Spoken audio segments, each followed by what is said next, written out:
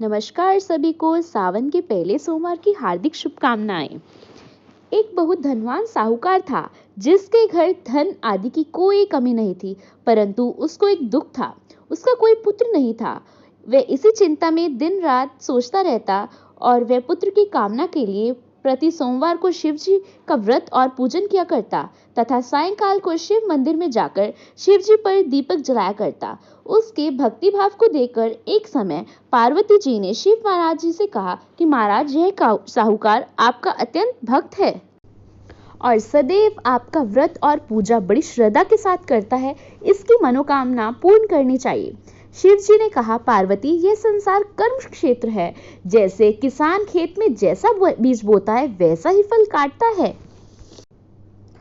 उसी तरह इस संसार में जैसा करते हैं वैसा ही फल भोगते हैं। पार्वती जी ने अत्यंत आग्रह से कहा कि महाराज, जब यह आपका ऐसा भक्त है और यदि इसको किसी प्रकार का कोई दुख है तो आप इसको अवश्य दूर करें, क्योंकि आप सदैव अपने भक्तों पर दयालु हैं, उनके दुखों को दूर करते हैं। यदि आप ऐसा ना करेंगे तो मनुष्य क्या आपकी सेवा व्रत करेंगे? पार्वती जी के ऐसा आग्रह देख शिव जी महाराज कहने लगे, हे पार्वती, इसके कोई पुत्र नहीं है। इसी चिंता से यह अति दुखी रहता है। इसके भाग्य में पुत्र ना होने पर भी मैं इसको पुत्र की प्राप्ति का वर देता हूँ, परंतु वह पुत्र केवल 12 वर्ष तक जीवित रहेगा। इसके पश्चात वह मृत्यु को प्राप्त हो जाएगा। इससे अधिक मैं और कुछ इसके लिए नहीं कर सकता। यह सब बातें वह साहूकार सुन रहा था।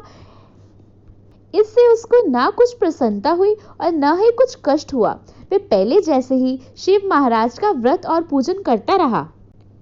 कुछ काल व्यतीत हो जाने पर साहूकार की स्त्री गर्भवती हुई और 10वें महीने उसके गर्भ से अति सुंदर पुत्र की प्राप्ति हुई। साहूकार के घर में बहुत खुशी मनाई गई, परंतु साहूकार ने उसकी केवल 12 वर्ष की आयु जान कोई अधिक प्रसन्नता प्रकट नहीं की और न ही किसी को इस भेद के बारे में बतलाया।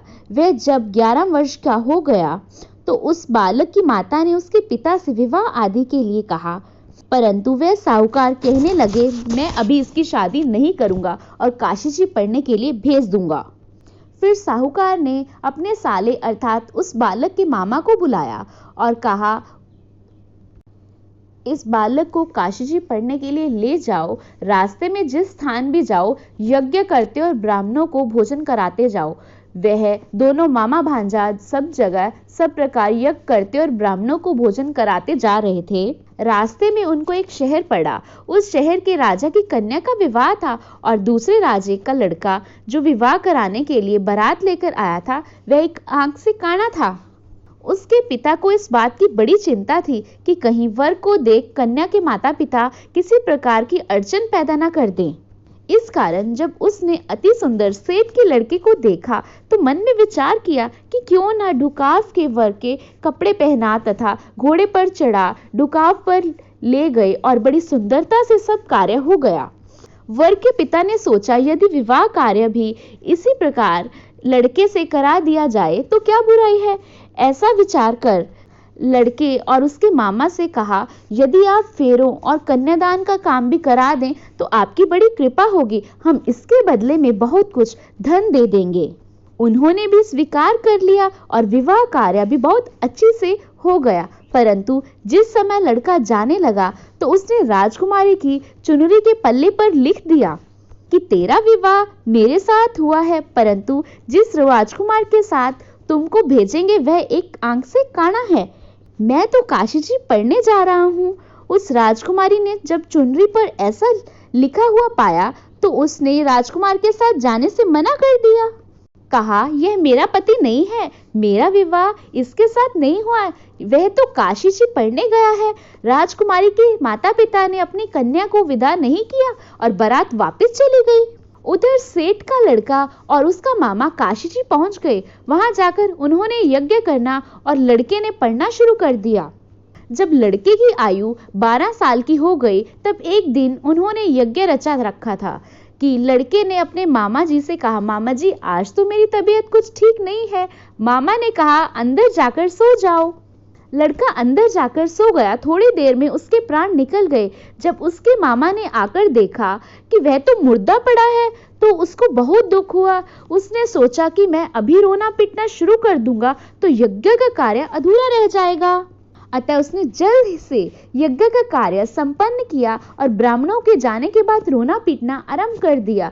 संयोगवश उसी समय शिव पार्वती जी उधर से जा रहे थे।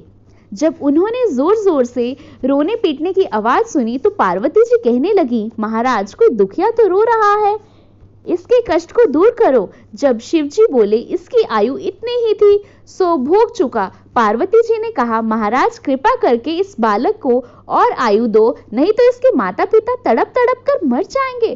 पार्वती जी के इस प्रकार बार बार आग्रह करने पर शिव जी ने उसको जीवन वरदान दिया और शिव जी महाराज की कृपा से लड़का जीवित हो गया। शिव पार्वती जी कैलाश चले गए।